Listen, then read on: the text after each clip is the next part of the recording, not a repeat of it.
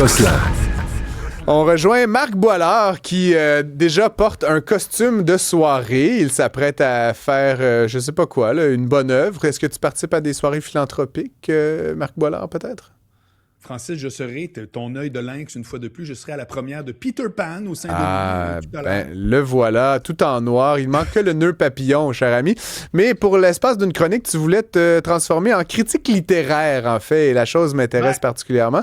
Tu nous parles d'un livre qui s'intitule « De la visibilité, excellence et singularité en régime médiatique ». Déjà, décortique-nous le titre pour qu'on puisse comprendre. Puis ensuite, qu'est-ce que ça contient, ce livre-là? Alors, d'abord, il faut que tu saches que je suis toute la semaine avec toi. Habituellement, je suis avec Richard à cette heure-là. Bien sûr. Donc, c'est toi l'animateur. Je me suis dit, je vais essayer de trouver des sujets qui vont t'interpeller. On sait que tu as deux grands dadas, l'économie et un fétiche sur les Transformers. J'ai choisi le premier. C'est bon, j'accepte la critique, mais blague à part, oui.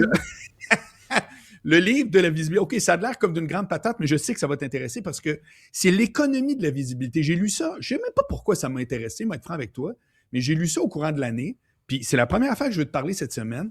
Il y a 3 caractéristiques principales à ce qu'on appelle la visibilité. C'est-à-dire, comme toi puis moi, actuellement, on passe à télé, à Cube, on passe à radio au 99.5, ça fait en sorte que cette visibilité-là, ben, le plombier ne l'a pas, tu peux être reconnu, etc. Il y a plein de caractéristiques quand tu t'arrêtes, ce qu'a fait l'auteur, comme tu veux, Nathalie Heinich. Ouais. Et il y en a 3 qui me sont revenus que je sais que ça va t'interpeller. De un, avant que tu continues, Marc, c'est intéressant ce que tu dis parce qu'en fait, c'est quelque chose, tu sais, cette visibilité-là, puis cette tribune que tu as. D'ailleurs, je t'écoutais plus tôt. Excellente émission. Et toi et moi, cette visibilité qu'on a, elle nous est parfois reprochée. Hein? Puis moi, ce que j'ai beaucoup entendu là, depuis que je fais ce métier, c'est qu'il faut être à la hauteur, tu sais, ça se mérite un micro, puis ultimement, que c'est comme, oui, il y a évidemment de nombreux avantages, mais que ça vient aussi avec une certaine, je sais pas, une certaine exigence, évidemment que je comprends, mais qui parfois, tu parlais du plombier, en tout cas du point de vue de ceux qui n'ont pas cette opportunité, qui trouvent que, je sais pas, une certaine caste de gens monopolise la visibilité, et puis tu sais, ne tiennent qu'un seul discours.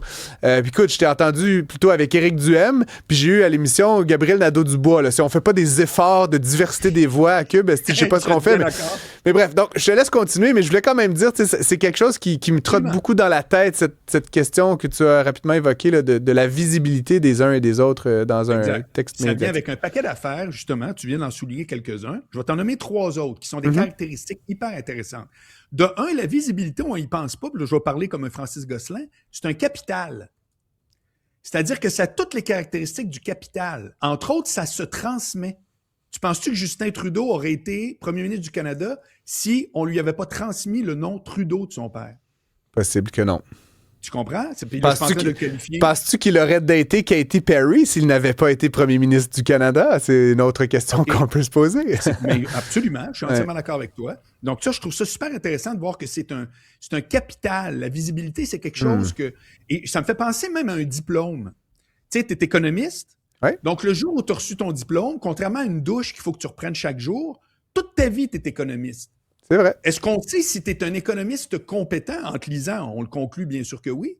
Mais tu pourrais, tout comme moi, être membre du barreau depuis 91 et crier à tout le monde « Ne m'engagez pas comme avocat parce que je fais juste payer ma cotisation. » Puis c'est pas vrai que je serais compétent. Je le pratique pas. Mais c'est un capital, un peu la même chose.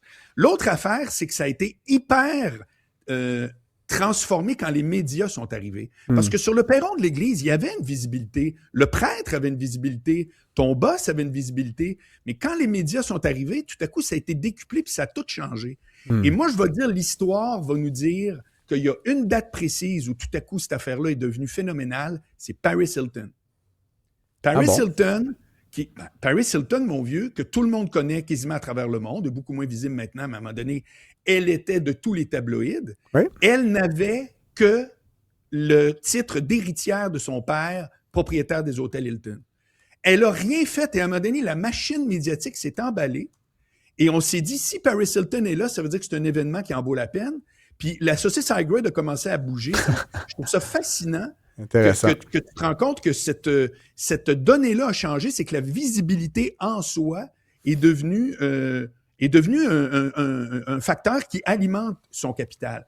Et le troisième point, c'est exactement l'exemple encore, c'est que, et là, ça touche parfaitement ce que tu venais de dire, Francis, c'est que la visibilité n'a plus aucun lien direct avec le mérite.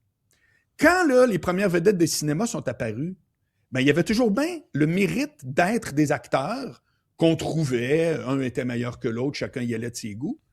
Mais aujourd'hui, la visibilité en soi crée le capital puis crée le vedettariat avec tout ce qui s'en Oui, bien sûr. Ben, puis je nommerai pas de nom, mais certains commentateurs de l'actualité politique qui n'ont ni compétences politiques ni compétences économiques et qui sont célèbres parce qu'ils sont célèbres, c'est quand même un phénomène assez particulier, j'ai envie de dire. Peux-tu te donner un autre exemple qui nous a sauté d'en face, qui c'est encore le cas? Je vais te nommer un gars qui est réputé comme étant, c'était le roi de la crédibilité. Il s'appelle Bernard de Rome. Bernard de Rome a passé sa vie à lire les nouvelles. Je lui enlève pas une once de crédibilité, mais qui s'est soucié de sa formation? Qui s'est demandé, est-ce qu'il y a une formation quelconque? Il était peut-être journaliste dans la vraie vie, pas pantoute. Le fait qu'il était celui, en fin d'après-midi, qui nous disait, ou en fin de soirée, voici ce qui est arrivé, c'était une crédibilité instantanée.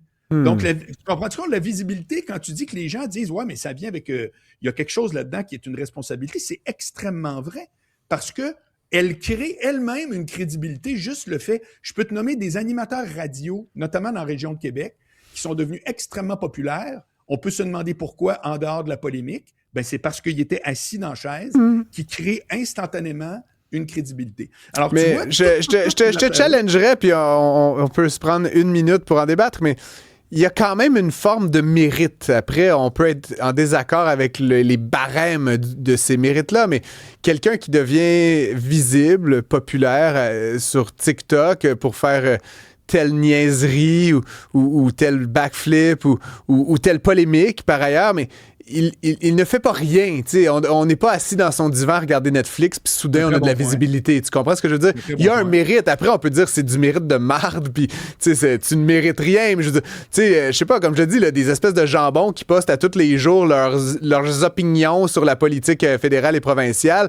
Il y en a, puis à un moment donné, à force de le faire, tu peux au moins dire qu'il travaille, qu'il en fait beaucoup de pauses, puis à un moment donné, peut-être qu'il y a un petit élan de génie une journée puis il s'acquiert 5000 abonnés à cause de ça. Mais c'est pas totalement décorrélé à l'effort et la qualité. Puis Bernard de Rome, s'il avait bégayé, puis s'il avait été la tête entre les deux jambes, il serait pas resté là très longtemps. C'était comme un bon lecteur de nouvelles. Je veux dire, est-ce qu'on aurait pu en trouver un autre? Peut-être que oui, peut-être que non. Mais moi, ça vient même pas être une critique de compétence. Je veux juste te dire qu'à partir du moment où il est dans la chaise, et tu as raison, je comprends. Moi, je fais même pas référence aux influenceurs ou aux gens. Par contre, rappelle-toi quand Love Story est arrivé. Si tu réussis à me dire qu'il y avait une portion de mérite là-dedans, je vais te trouver vraiment spectaculaire. Ben, mérite esthétique, peut-être. Là, okay. C'est ça. C'est ça. T'es un esthète de premier plan, mais...